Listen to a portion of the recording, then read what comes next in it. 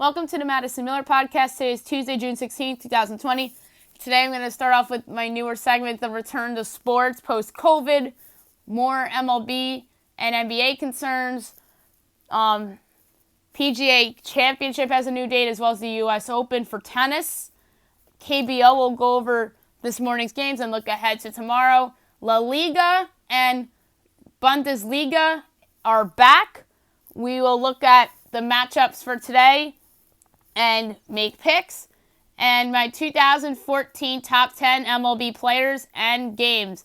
All right, we'll start with the return to sports post-COVID. MLB is in a rough spot right now. ESPN's Mike Greenberg had the show that was taped earlier in the day yesterday that aired 9 o'clock on ESPN last night, had all the sports commissioners on it, and Rob Manfred said that he is not 100% confident that there will be a baseball season. A lot of players are very unhappy with this, and it's because that last week, Rob Manfred said that he was 100% sure that there will be a season. So that is a really big disappointment, and there are players out on Twitter saying that they want to play, even players on bad teams that are saying that they want to play. If you ask me, do I think that they will ultimately come together and have a season? Yes. Jeff Passan still thinks so, because he made a great point on SportsCenter last night with Scott Van Pelt. He said that a very smart executive told him that in order for there to actually have baseball, it has to quote-unquote die first, and then it would bring everybody together.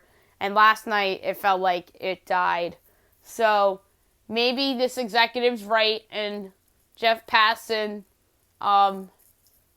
was told the truth by somebody, and ultimately there will be baseball. After hearing that from Jeff Passan, what that scout or that executive told him, that made me feel a little better about things. And here's the statement from Tony Clark from last night. Players are disgusted that Rob Manfred unequivocally told players and fans that there will 100% be a 2020 season. He has decided to go back on his word and now threatening to cancel the entire season. Any implication that the Players Association has somehow delayed progress on health and safety protocols is completely false, as Rob has recently acknowledged the parties are very, very close. This latest threat is just one more indication that Major League Baseball has been negotiating in bad faith since the beginning. This has always been about extracting additional pay cuts from players, and this is just another day and another bad faith tactic in their ongoing campaign. So there you have it from Tony Clark, and it should be very interesting to see what else comes out of this whole mess. And then there's more NBA concerns as well, as Adam Silver addressed on that same show with Mike Greenberg, is that he will address the issues that some of these players have with coming back for NBA and how the cases in Florida are going up. And I said this yesterday on the show. It's because there's increased testing, not necessarily because they reopened too quick. And plus, Florida is a huge state. And I think that's the forgotten huge state in our country, because Florida basically has two legs, because it is literally an upside-down L-shaped state. And the state's gigantic. And it depends on where things are in Orlando. And I do think NBA will happen. Like, I really do. I think they're going to come together on this as well. Kendrick Perkins made a statement, and he's somebody that's very controversial. Via CBS Radio, he said, no one's going to listen to Kyrie. The NBA is going to continue. All he's doing is causing unnecessary drama between the NBA brothers that we don't need right now. I agree with Kendrick Perkins. Kyrie Irving, this is his reputation, unfortunately, as an NBA player. He's very selfish. He's a me guy. And he's somebody that wants things his own way, and he can't get everything his own way. And meanwhile, he's probably the one screaming that LeBron gets everything his way, which that is kind of true.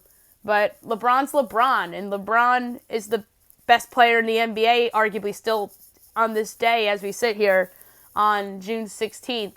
And he's a very strong and powerful voice, and he wants to come back. And I said this the other day, that the teams that are on, or the players that are on teams that have legit chances to win the championship are the ones that want to come back, and the players that are either injured or on teams that have no chance, like the Brooklyn Nets, and that's why Kyrie is complaining. If Kyrie was on the Lakers, he would not be complaining, in my opinion. That's just how I feel.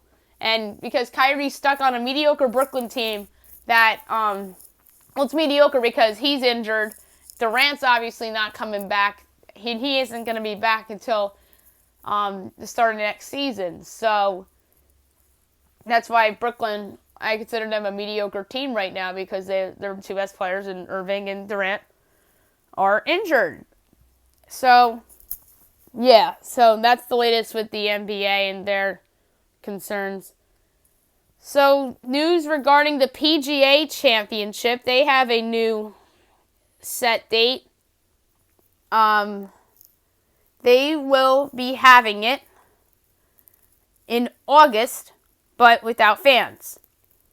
August 6th through 9th without fans in San Francisco. So, that's pretty big.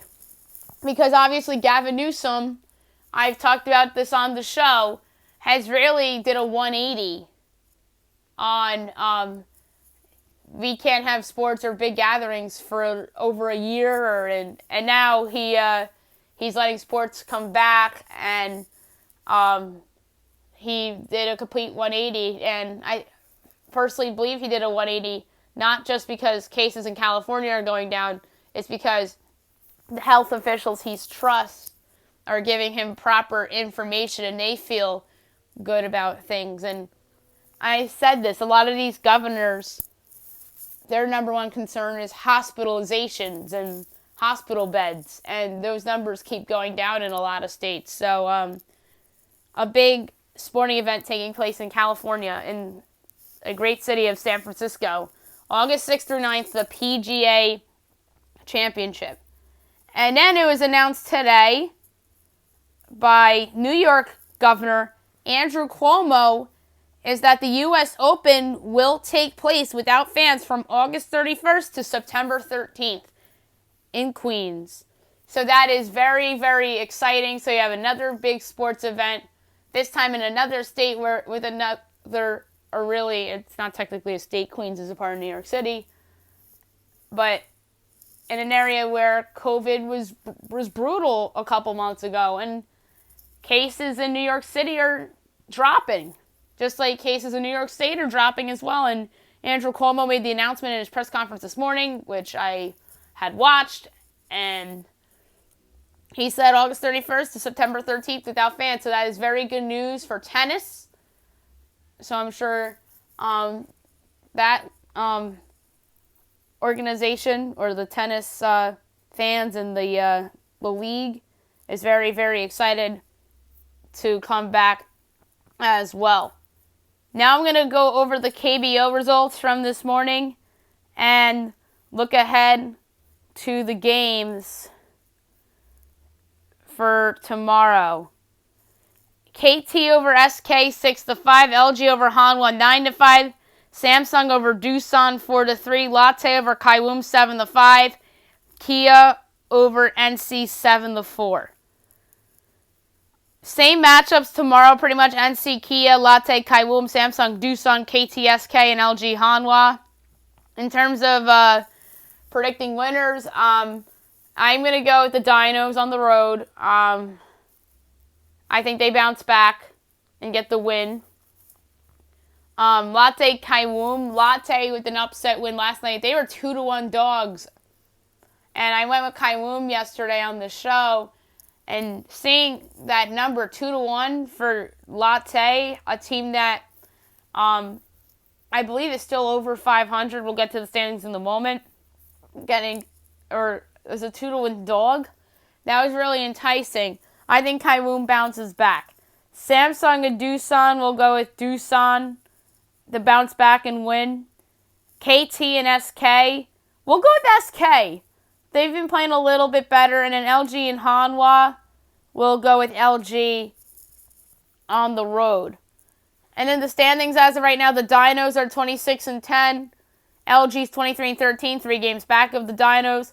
Doosan's 21-15. They are 2 back of LG. Kaiwoom is 20-17, and so is Kia. They're a game and a half back of Doosan. Latte's 19-17, so they're tied in the loss column with Kaiwoom and Kia, and they're 1 back in the win column, so they're technically a half game back of Kia and Kaiwoom. Samsung 18-19, they're a game and a half back of Latte. KT's 14-22, they are 3.5 back of Samsung.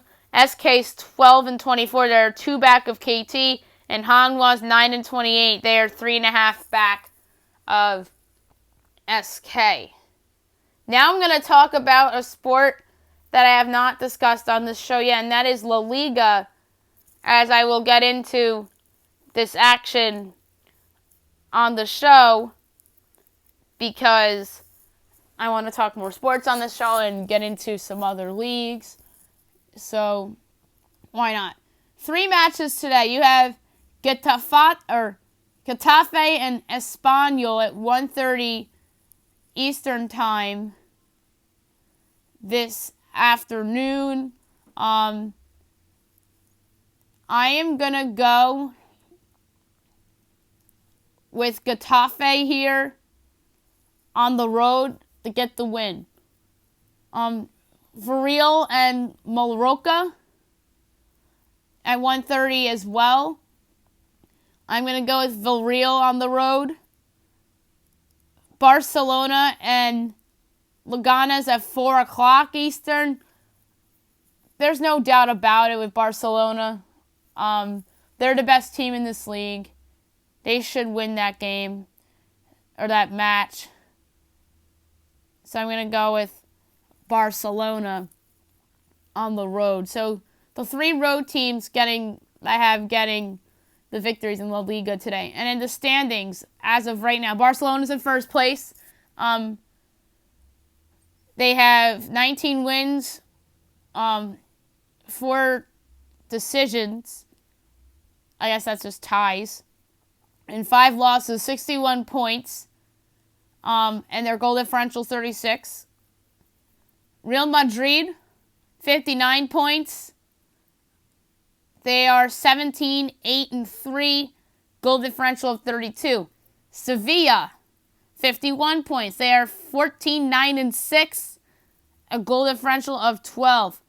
Real Sociedad, 47 points, 14-5-9, a goal differential of 12.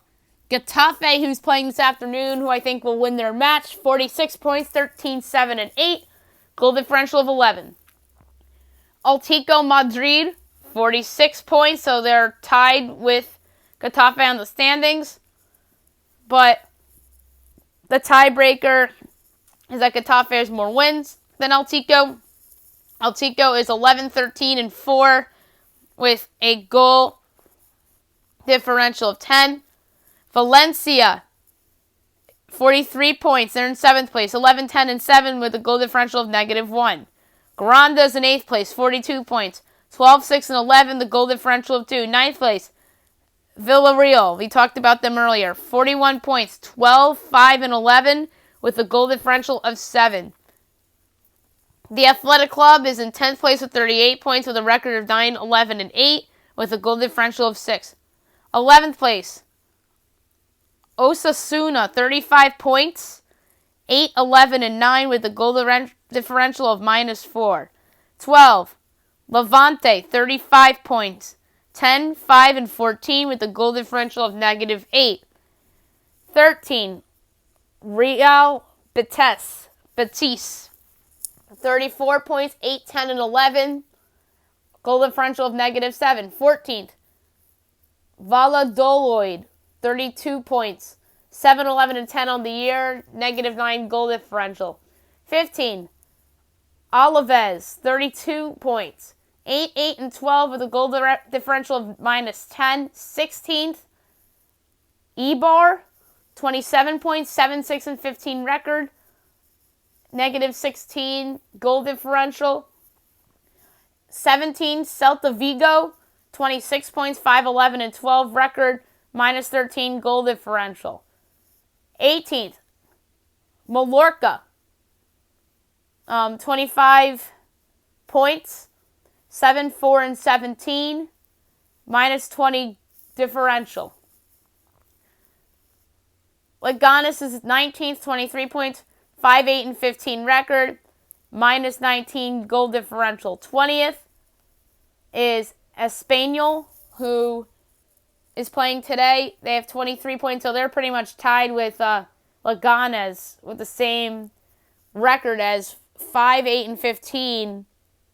And then games played is the same too at 28.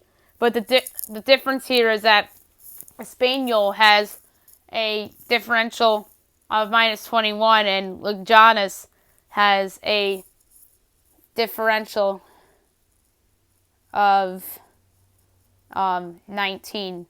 So this league came back on Thursday from its coronavirus hiatus. So they just recently started back up. Okay. Now I'm going to do go over the Bundesliga results, and I'll look ahead to the games today, or really just go over today's games, because this is new for the podcast that I'm going over soccer, international soccer. One match on right now, Mönchengladbach and Wolfsburg, and Mönchengladbach is up 1-0 right now in the 12th minute against Wolfsburg. 2:30 today, Union Berlin and Paderborn. I love the tie in this match. It was 3-1, which is incredible, because I think these two teams are pretty even. And then the Mönchengladbach and Wolfsburg match, I went with Mönchengladbach. Werder and Bayern at 2:30. I am going to go with Bayern for the win at home. And then SC Freiburg and Hertha at 2:30 as well. And I'm going to go with the tie here. That was plus 250 if I'm not mistaken on DraftKings. So I'm going to go pick the tie there because I think that's pretty valuable. And then the standings as of right now, there are 18 teams in this league.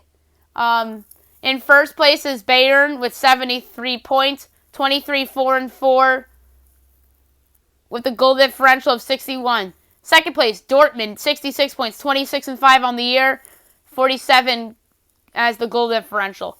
Third place is the RP Leipzig, 62 points, 17, 11, and 3, 45 is the goal differential.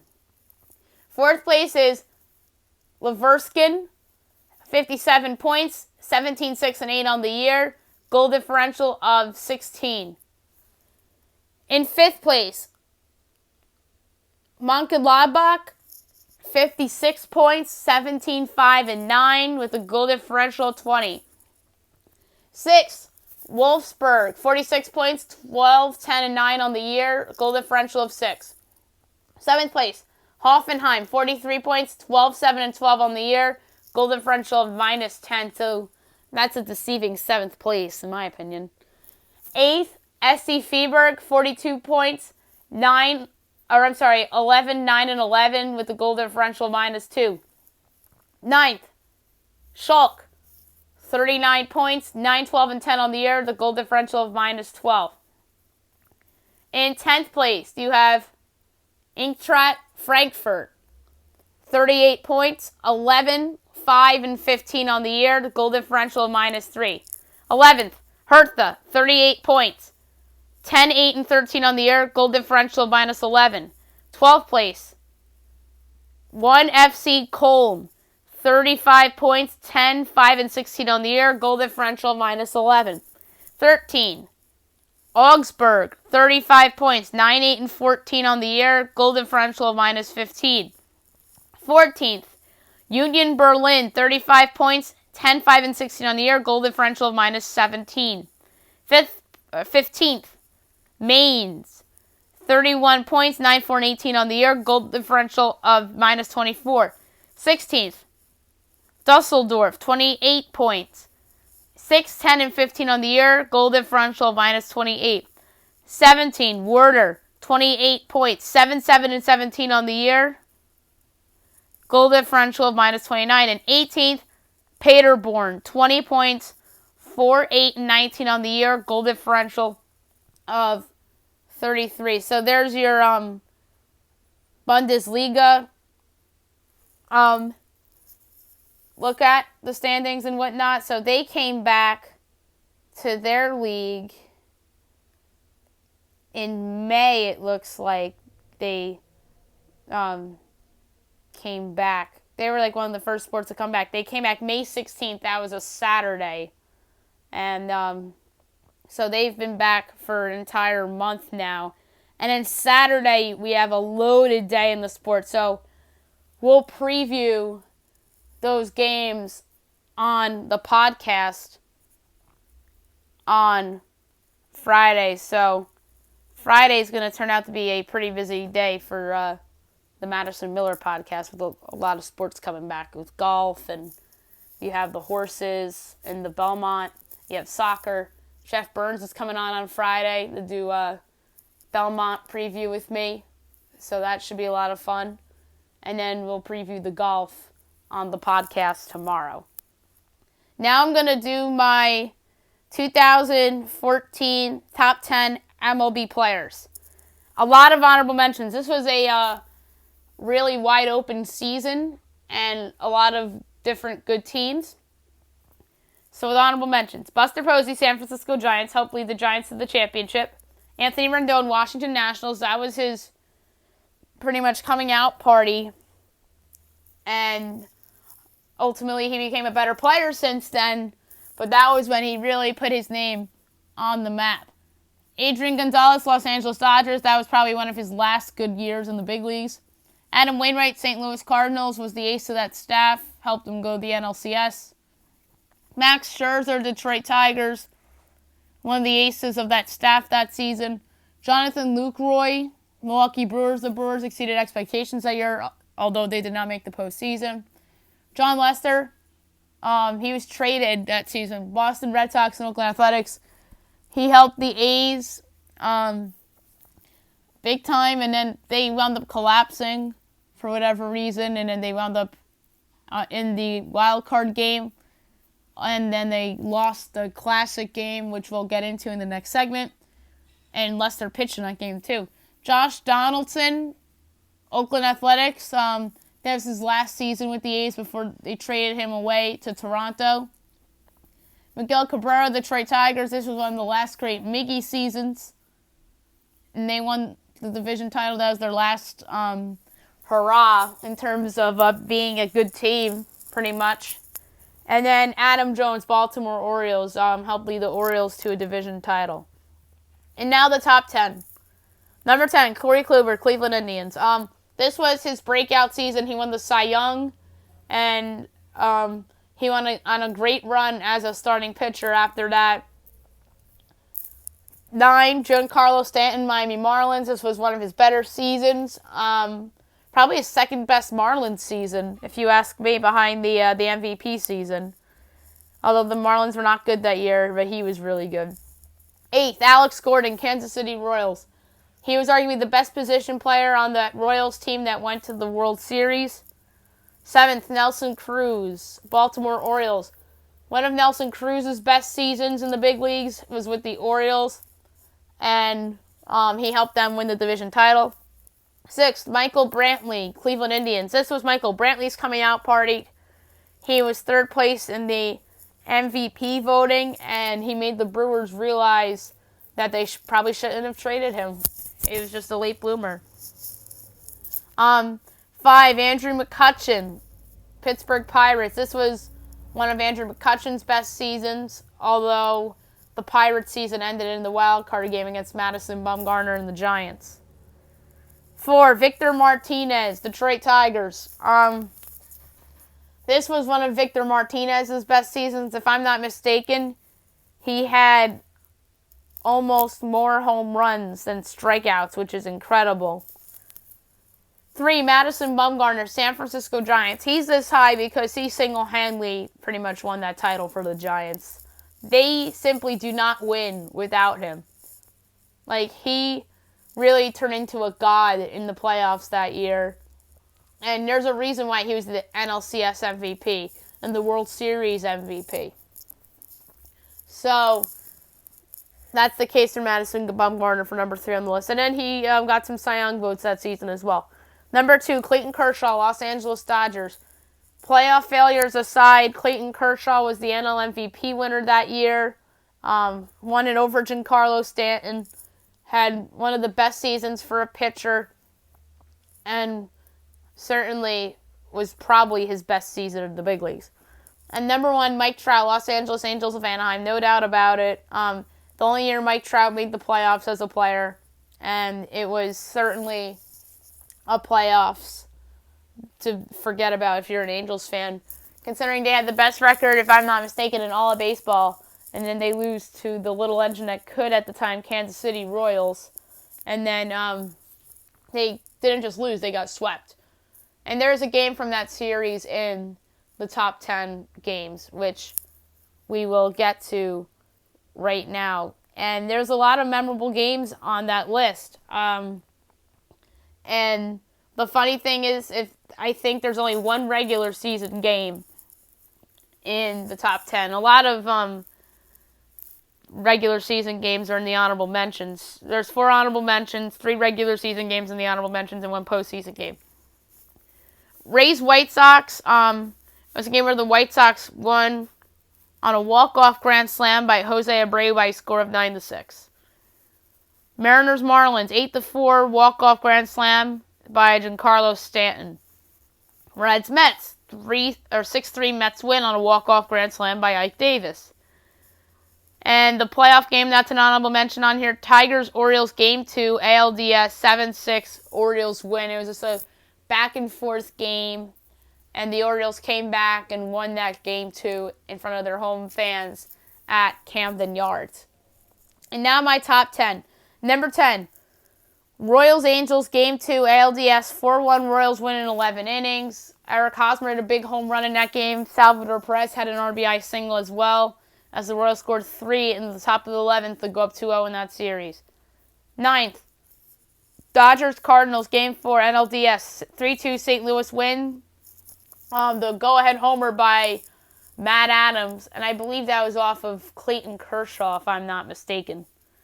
8th, Royals-Angels Game 1, ALDS 3-2 KC wins in 11 innings. This was the game where Mike Moustakas went deep to give the Royals the lead in the top of the 11th.